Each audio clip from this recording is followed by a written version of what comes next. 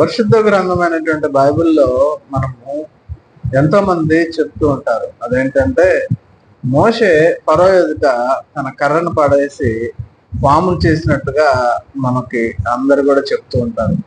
నిజంగా మోషే కర్రని పాములు చేశాడా అని మనం బైబిల్ గ్రంథాన్ని యొక్క క్షుణ్ణంగా చదివితే నిర్గమకాండం 7వ అధ్యాయము 10వ వచనాన్ని మనం చూస్తే మనం అందులో గమనిస్తాం.